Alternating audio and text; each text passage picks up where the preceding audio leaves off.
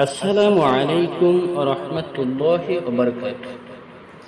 সম্মানিত দর্শক শ্রোতা ভাই ও বন্ধুরা, আজ আমরা জানব ছোট্ট একটি আমলের মাধ্যমে কিভাবে মহান আল্লাহ তাআলার জান্নাত লাভ করা সম্ভব হবে।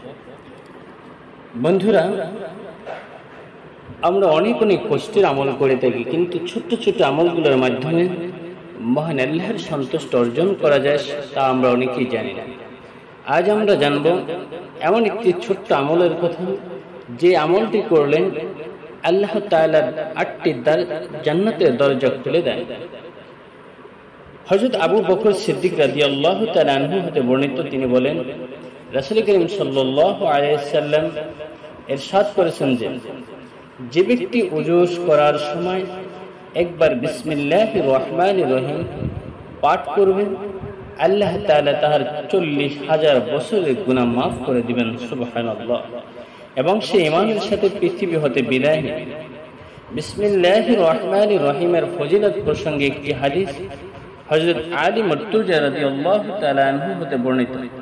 তিনি বলেন যে রাসূল করিম সাল্লাল্লাহু আলাইহি ওয়াসাল্লামের বাণী প্রদান করেছেন যে ব্যক্তি ১০০ বার আদবের সাথে বিসমিল্লাহির রহমানির রহিম পাঠ করবে, আল্লাহ তাআলা তার ১,০০,০০০ বছরের গুনাহ মাফ করবেন এবং বিদ্যুতের ন্যায় পুলসিরাত পার করবেন। সুবহানাল্লাহ। রাসূল করিম সাল্লাল্লাহু আলাইহি ওয়াসাল্লাম বলেছেন, যে ব্যক্তি ওযুর ফরজ, সুন্নাত এবং আদব রক্ষা করিয়া ভালোভাবে ওযু করিবে, ওযুর শেষে কালেমায়ে শাহাদাত করিবে, তাহার জন্য বেহেশতের ৮টি দরজা খুলিয়া যাইবে।